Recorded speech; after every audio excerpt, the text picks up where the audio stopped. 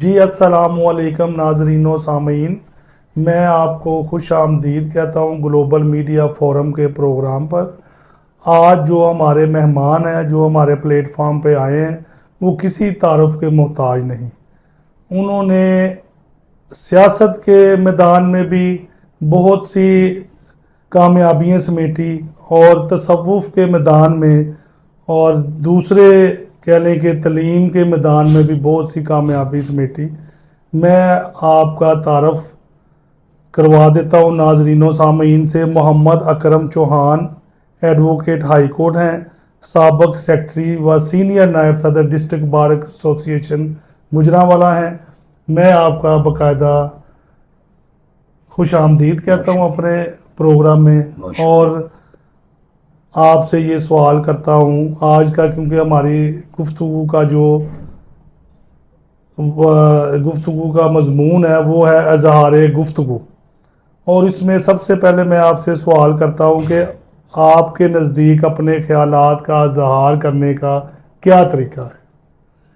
نحمدہ ونصلی علی رسولہ الکریم، بسم اللہ الرحمن الرحیم۔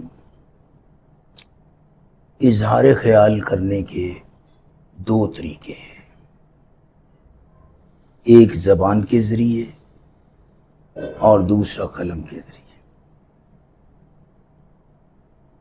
گفتگو کیا ہے؟ یہ ارینجمنٹ آف ورڈز ہے۔ تحریر بھی ارینجمنٹ آف ورڈز ہے اور گفتگو بھی ارینجمنٹ آف ورڈز ہے۔ ایک اچھا مقرر، ایک اچھا گفتگو کرنے والا شخص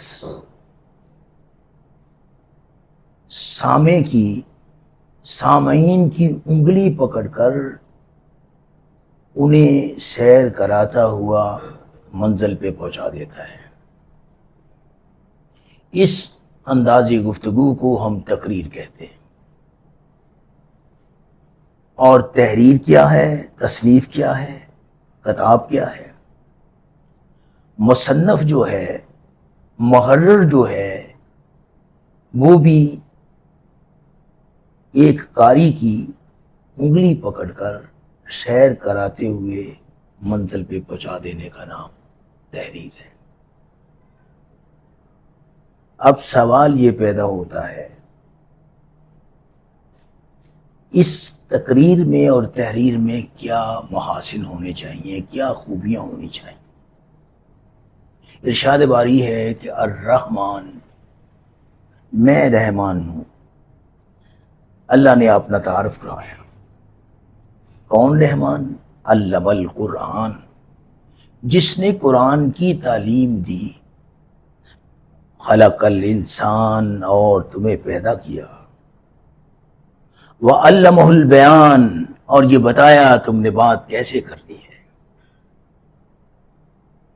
رحمت للعالمین صلی اللہ علیہ وسلم سے فرمایا گیا، قولوا للناس حسنا، لوگوں کے ساتھ بہت خوبصورت انداز میں بات کیجیے۔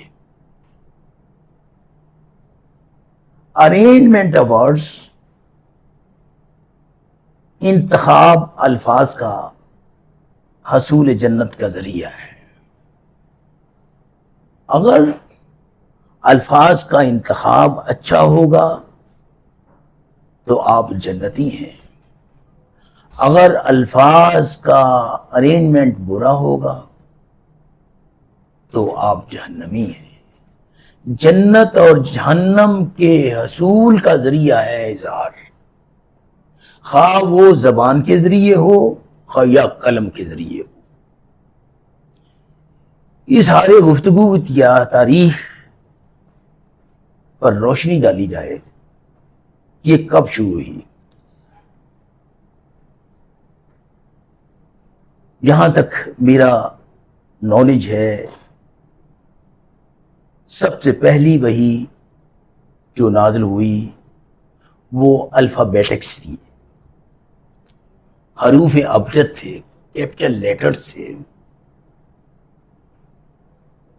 سب سے پہلے یہ حروف نازل ہوئے ابجد، الف بے جیم دال، اس کے بعد ہوز،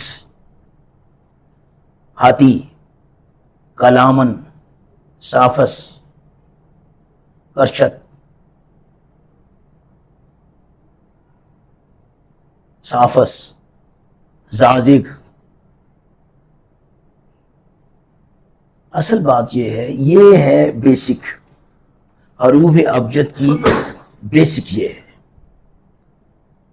تو حضرت علی رضی اللہ تعالیٰ عنہ نے اظہار گفتگو کی اہمیت بیان کرتے ہوئے فرمایا، اگر تم انسان کی شخصیت کا جائزہ لینا چاہتے ہو، انسان کی شخصیت کو سمجھنا چاہتے ہو، تو ہر انسان کی شخصیت اس کی زبان کے پیچھے چھپی ہوئی ہے۔ کسی مفکر نے کہا تھا، education begins a gentleman and conversation complete him۔ تعلیم کسی شخصیت کا آغاز کرتی ہے اور گفتگو اس کو مکمل کرتی ہے۔ جو اظہار ہے یہ انسان کی شخصیت کا تعارف ہے، اس کا پہچان ہے۔ میری زبان و قلم سے کسی کا دل نہ دکھے، کسی کو شکوہ نہ ہو زیر آسمان سے۔ اظہار وہی ہے جو لوگوں کے قلوب کے لیے راحت کا سامان ہو، محبت کا سامان ہو۔ وہ الفاظ استعمال کیے جائیں جس سے محبت بڑھے، وہ الفاظ استعمال نہ کیے جائیں جس سے نفرت بڑھے۔ تو میری آج کی گفتگو کا خلاصہ یہ ہے کہ آپ ایسے الفاظ کا انتخاب کریں جو کسی کی دلجوئی کر سکیں، کسی میں نفرت کی جائے محبت کے بیج بو سکیں۔ میرے ہونٹوں کے مہکتے ہوئے نغموں پہ نہ جا، میرے سینے میں کئی طرح کے غم پلتے ہیں، میرے چہرے پہ دکھاوے کا تبسم ہے مگر میری آنکھوں میں اداسی کے دیے جلتے ہیں۔ جی بہت اچھی جو آپ نے تاریخ بھی بتائی گفتگو کے اظہار کی، اور اس کے علاوہ خیالات کے اظہار کرنے کا طریقہ بھی بتایا۔ اب میں آپ سے یہ پوچھنا چاہوں گا کہ اچھی گفتگو کے لیے کون سی باتوں کا ہونا وہ ضروری ہے؟ اچھی گفتگو کے لیے سب سے پہلے کہ جو بات کہی جائے اس میں تصنع، بناوٹ، دکھاوا، نمائش نہ ہو، دل کی بات کہی جائے، جو بات دل سے نکلتی ہے وہ اثر رکھتی ہے۔ اگر آپ کی بات میں، آپ کے اظہار میں بناوٹ ہوگی، خوشامد ہوگی، تو وہ پائیدار نہیں ہوگی۔ وہ وقتی طور پر آپ کامیاب ہو سکتے ہیں، لیکن دائمی کامیابی کے لیے، شخصیت کے نکھار کے لیے، شخصیت کے اظہار کے لیے، شخصیت کو ہمیشہ کے لیے پربہار بنانے کے لیے ضروری ہے کہ آپ کی گفتگو میں دکھاوا، نمائش موجود نہیں ہونا چاہیے۔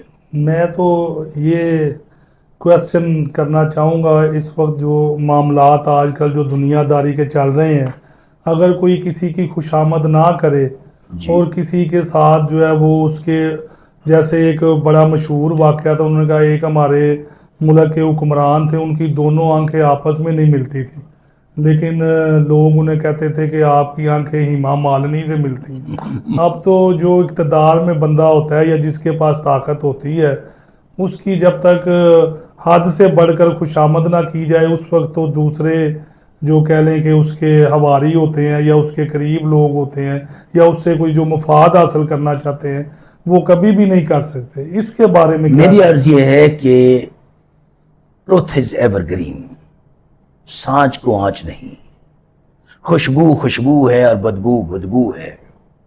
آپ خوشامد کے ذریعے عارضی طور پر کامیابی حاصل کر سکتے ہیں، لیکن اس کے دائمی اثرات نہیں ہوتے۔ بانی پاکستان حضرت قائد اعظم محمد علی جناح کی شخصیت یاد آ گئی. آپ کلکتہ تشریف لے گئے. مسلم لیگ کے کارکنوں نے آپ کے استقبال کے لیے جلوس نکالا. آپ کو ایک بگی پر بٹھا دیا گیا. جلوس ایک محلے سے گزر رہا تھا. مسلم لیگ لیڈرشپ آئی. انہوں نے عرض کیا آپ نے اپنی بائیں ران پر انگلش ہیٹ رکھا ہوا تھا. قائد اعظم محمد علی جناح رحمۃ اللہ علیہ. مسلم لیگ کے کارکنوں نے کہا حضور یہاں بڑے متعصب مسلمان ہیں، فینیٹک مسلم ہیں، یہاں انگلش ہیٹ نہ پہنا. آپ نے جب یہ الفاظ سنے تو آپ نے جواب دینے کی بجائے انگلش ہیٹ سر پہ پہن لیا اور ان سے مخاطب ہوئے میں لوگوں کو دھوکہ نہیں دے سکتا. لیڈرشپ کا کام ہوتا ہے رائے کریٹ کرنا، رائے بنانا، لیڈ کرنا. لیکن المیہ یہ ہے جو آپ نے سوال کیا، آج لیڈرشپ لیڈ ہو رہی ہے، لیڈ کر نہیں رہی. وہ قیادت نہیں ہے، متابعت ہے. اور قوم کو بنانے کے لیے، ملت کو بنانے کے لیے، انسانوں کی تعمیر اور تشکیل کے لیے لیڈر کا ہونا ضروری ہے. المیہ یہ ہے کہ آج ہمارے صفحہ سیاست پر لیڈرشپ کا بہت بڑا، قیادت کا بہت بڑا فقدان ہے، جو قوم کی تربیت کر سکے، قوم کو منزل تک پہنچا سکے. اس میں یہ دیکھا جائے گا کہ اگر اسلامک تاریخ اگر آپ اٹھا کے دیکھ لیں یا انڈو پاکستان کی تاریخ آپ کو اٹھا کر دیکھ لیں تو اس میں جو تاریخی حوالے ہیں وہ بھی متضاد نظر آتے ہیں. ایک کہتے ہیں کہ جو بھی حکمران آتا ہے بے شک وہ کسی بھی کہہ لیں کہ مکتبہ فکر سے تعلق رکھنے والا ہو، کسی بھی کہہ لیں کہ برادری سے تعلق رکھنے والا ہو، کسی ایک خاص قبیلے سے تعلق رکھنے والا ہو، سلاطین دلی ہوں، مغلیہ سلطنت ہو، ان میں تمام نے اپنے جو کہہ لیں تاریخ دان وہ رکھے ہوئے تھے جو ان کی کہہ لیں کہ تاریخ بیان کرتے تھے، ان کی اچھائیاں لکھتے تھے. وہ ایسے تاریخ دان جو ہے وہ کوئی نہیں تھے، یا تاریخ میں شاذ و نادر نظر آتے ہیں جو اصل حقائق پہ مبنی جو ہے تاریخ لکھتے ہیں. جس میں سے ایک وہ کہتے ہیں جی فلاں بندے نے تجھ کے جہانگیری لکھوائی، فلاں نے اپنے بارے میں یہ حقائق چھپائے. اسی طرح موجودہ دور میں بھی یہی ہے.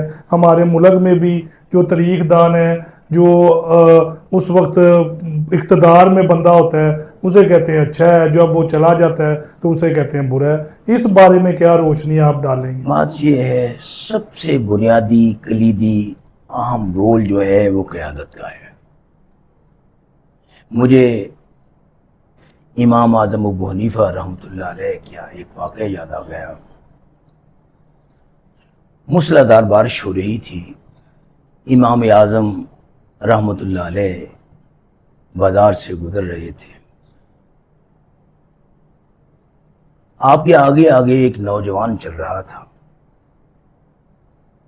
آپ نے آواز دی بیٹا پھسلن ہے سنبھل کے چلنا کہیں گر نہ جانا. نوجوان نے پیچھے مڑ کے دیکھا کہ مجھے امام وقت فرما رہے ہیں. اس نوجوان نے جو تبصرہ کیا، جو الفاظ کہے، وہ سنہری حروف میں لکھنے کے قابل ہے.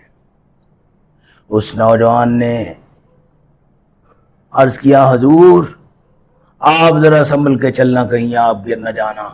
میں گرا تو خود ہی گروں گا، آپ گر گئے تو پوری امت گر جائے گی. جب ایک عام فرد گمراہ ہوتا ہے تو اس کی گمراہی اتنے اثرات بدر مرتب نہیں کرتی جتنی رہنما کی ہے. جب قوم کا رہنما برا ہو جاتا ہے تو قوم تباہ ہو جاتی ہے. اگر جہاز کا پائلٹ گمراہ ہو جائے تو پیسنجر کا کوئی قصور نہیں ہے، اگر بس کا ڈرائیور گمراہ ہو جائے تو تمام مسافر جو ہیں وہ تباہ و برباد ہو جاتے ہیں، وہ منزل سے دور ہو جاتے ہیں۔ لہذا سب سے بڑا رول، کلیدی، بنیادی، وہ قیادت کا ہے۔ اس وقت عالم اسلام میں قیادت کا بہت بڑا برہان ہے۔ اسی وجہ سے 1.70 کروڑ مسلمان آج بے حس و حرکت تختہ موت پہ دراز ہیں، اور کشمیر تڑپ رہا ہے، فلسطین جل رہا ہے، لیکن کوئی قیادت نہیں، کوئی آواز نہیں۔ کس پہ الزام دروں، کسے مجرم جانوں، کسے پوچھوں کہ یہ کوہرام بپا کس نے کیا، کیسے شیرازہ ملت ہوا درہم برہم، دل پر درد کے سینے سے جدا کس نے کیا؟ جناب